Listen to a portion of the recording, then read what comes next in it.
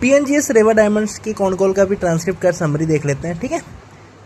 बढ़िया ही था con call. आपको मैंने जब इसका वीडियो बताया था तो थोड़ा सा झलक दिया था, लेकिन वो पूरा कहते हैं ना पूरा कवर नहीं हो पाया था। हाँ, अमित मोदक के बाद आदित्य मोदक ने हैंडल किया था। चलो ठीक है। हाँ, तो इसका समरी देखते हैं, जो जो रेलेवेंट है मैंने वहाँ पे कर दिया। चलो, हाँ, एवरेज ऑर्डर वैल्यू इस क्वार्टर का कम आया, क्योंकि उन्होंने बोला सीजनलिटी रहता है हमारे बिजनेस का। तो आप Q3 Q4 वगैरह में देखोगे तो आपका एवरेज ऑर्डर वैल्यू ज़्यादा बढ़ जाएगी, क्योंकि ऑब्वियस सी बात है वहाँ सारे फेस्टिवल वगैरह आते हैं। तो Q1 में तो कुछ फेस्टिवल वगैरह आते नहीं, अप्रैल मई जून ठंडा ही रहता है, तो इसीलिए एवरेज ऑर्डर वैल्यू कम है। अदरवाइज इसका कोई वो मतलब कहते हैं ना कोई दिक्कत वाली बात नहीं है। इबिट्टा मार्जिन, हाँ, इबिट्टा मार्जिन का इन्होंने बताया कि हम मार्केटिंग एक्सपेंस वगैरह करने जा रहे हैं, कोई कहते हैं ना ब्रांड एम्बेसडर वगैरह लाएंगे, इसका तो कहते हैं ना ये सब प्रोसेस में है, तो अभी कोई फाइनलाइज नहीं हुआ है, लेकिन फिर भी मार्केटिंग वगैरह करेंगे तो थोड़ा सा 2-3% का डेंट आएगा। अदरवाइज कोई दिक्कत नहीं है। मतलब इस ईयर एंड तक 2-3% का आपको पैड मार्जिन 23-25% के बीच में 2-3% का ऊपर नीचे आपको दिखेगा, मतलब कम हो सकता है बिकॉज ऑफ एडवर्टीजमेंट एक्सपेंस। ये अच्छी बात है, एडवर्टीजमेंट एक्सपेंस से आपका ब्रांड अवेयरनेस बढ़ता है, और ब्रांड अवेयरनेस बढ़ता है तो अल्टीमेटली सेल बढ़ता है, सेल बढ़ता है तो आपको ऑपरेटिंग लेवरेज आज नहीं कल मिल ही जाता है, ठीक है। और ट्रेडिशनल बिजनेस में पहले क्या होता था, नहीं खर्चा हो जाएगा तो आप ये सब मत करो, क्या कहते हैं ना एडवर्टीजमेंट वगैरह मत करो। लेकिन आजकल के बिजनेस में, आजकल के मॉडर्न एरा में एडवर्टीजमेंट वगैरह कितना जरूरी है सबको पता ही है। वॉल्यूम ग्रोथ 50% का हुआ था, जो आउट ऑफ 120% का ग्रोथ, तो वॉल्यूम ग्रोथ भी तगड़ा हुआ था। और गाइडेंस, हाँ गाइडेंस इन्होंने बोला गाइडेंस हम तो अभी वही रखेंगे कि 30-35% का, जो आपको मैंने लास्ट वीडियो में जो बताया था, मतलब Q4 FY26 के वीडियो में 30-35% का जो गाइडेंस है वही रखेंगे। बाद में भले देखेंगे कुछ बढ़ाना रहेगा तो बढ़ाएंगे, अदरवाइज नहीं, क्योंकि जो अंडर प्रॉमिस ओवर डिलीवर वाला सीन है। हाँ, इन्होंने अच्छा एक एनालिसिस्ट ने क्वेश्चन भी पूछा था कि PM का कुछ स्पीच का कुछ आपके बिजनेस में कुछ इफेक्ट पड़ रहा है। उन्होंने बोला नहीं, वो मोर ऑफ उस पे इम्पैक्ट पड़ेगा जो गोल्ड में है, मतलब ये तो डायमंड में है, इनका फैशन ज्वेलरी वाला डायमंड है, ठीक है। तो इसकी वजह से बोल रहे हैं इनको, हमको ज़्यादा कुछ फ़र्क नहीं पड़ेगा, वो उसको इफेक्ट करेगा जैसे जो एक्चुअल ज्वेलरी वाले हैं, जिनको पब्लिक बाय करती है ज्वेलरी, गोल्ड बाय करती है फॉर इन्वेस्टमेंट पर्पस, ठीक है। उसको हमारे लिए तो फैशन वाले, तो हमको कोई दिक्कत नहीं। इन्वेंट्री टर्नओवर के बारे में बताया कि कैसा क्या होता है, मोरलेस 1-1.25 ऐसे की कुछ रेंज में है, ठीक है। चलो, हाँ, एक ने भाई क्वेश्चन पूछा कि लैब ग्राउंड डायमंड से आपको कुछ इम्पैक्ट तो नहीं पड़ रहा है। अच्छा, लैब ग्राउंड डायमंड होता है क्या मालूम है? देखो, डायमंड कैसे होते हैं, एक नेचुरली होता है, जो कहते हैं ना वो पर्वत पहाड़ वगैरह जो भी है, मतलब ज़मीन के अंदर निकलता है कुछ सालों बाद, कहते हैं ना नेचुरली जो ज़मीन के अंदर गड़े हुए रहते हैं, वो नेचुरल डायमंड हो गए।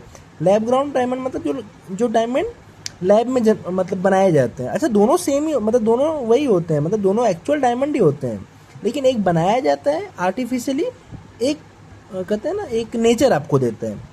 तो उन्होंने बोला कि हम 97% हमारा जो बिजनेस होता है स्मॉल डायमंड्स में होते हैं। स्मॉल डायमंड्स का प्राइस और नेचुरल डायमंड का प्राइस, देखो एग्जांपल समझो, नेचुरल डायमंड अगर मान लो 100 रुपये का है, जो ये लोग बेचते हैं रेवा वाले, एग्जांपल पकड़ो, और लैब ग्राउंड जो डायमंड जो नेचुरल, जो आपको कहते हैं ना प्राकृत देती है, नेचर से मिलता है, लैब ग्राउंड जो इंसान बनाता है आर्टिफिशियली, तो ये दोनों के प्राइस में इन्होंने बोला कि ज़्यादा कुछ फ़र्क नहीं है।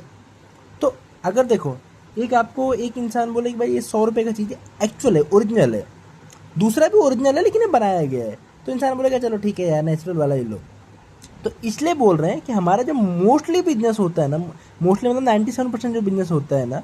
अच्छा, इन्होंने ये भी बोला है कि इंडिया में 95% जो भी लोग डायमंड में डील करते हैं वो स्मॉल डायमंड्स में डील करते हैं, जो सेल करते हैं, मतलब जो कहते हैं ना प्रॉपर वो जॉब वर्कर और प्रॉपर ट्रेडिंग वाले नहीं, ठीक है। जो एक्चुअली जो कस्टमर को बेचते हैं वो क्या रहते हैं, वो स्मॉल डायमंड में डील करते हैं, तो उनको ज़्यादा फर्क नहीं पड़ेगा। जैसे ये है, ये 97% का स्मॉल डायमंड्स में ही काम होता है, तो उनको ज़्यादा फर्क नहीं पड़ेगा। क्यों नहीं फर्क पड़ेगा? जैसे आपको मैंने बताया दोनों का रेट ऑलमोस्ट सेम है, ऑलमोस्ट सेम में क्या होता है, तो इंसान बोलता है ठीक है यार नेचुरली लो। लेकिन अगर मान लो लार्ज में डील कर रहे होते हैं, नेचुरल डायमंड इनका 100 रुपये का आ रहा होता है और लैब ग्राउंड अगर 30-40 का मिल रहा हो, अज्यूम करो, ये प्राइस अज्यूम मैंने ली है, तो पब्लिक क्या बोलेगी, क्या भाई डायमंड सेम है, चाहे नेचुरल हो चाहे लैब ग्राउंड हो, तो मैं 100 रुपये क्यों दूँ, मैं 30-40 क्यों ना दूँ, 30-40 में मेरे को सेम ही डायमंड मिल रहा है। तब इनको प्रेशर, तब इनको कंपटीशन आ सकता था, ठीक है। लेकिन अभी क्योंकि दोनों का प्राइस ऑलमोस्ट सेम है तो इनको कुछ ज़्यादा कुछ कहते हैं ना, इन्होंने क्या लिखा है, so we are not feeling any heart बोल रहा हूँ, we are not feeling any heat from lab ground. ठीक है, चलो। हाँ, बाकी इन्होंने क्या बताया कि भाई हमारा 35% बिजनेस जो आता है वो H1 में आता है और 65% बिजनेस जो आता है H2 में आता है। H2 मतलब क्या हो गया, Q3 एंड Q4, H1 मतलब Q1 और Q2। ठीक है, तो 35% का जो बिजनेस आता है वो H1 से आता है और 65% H2, मतलब ज्वेलरी में ऐसा ही होता है। ठीक है, Q1 से बेटा Q2, Q3, Q4 ऐसा ही होता है।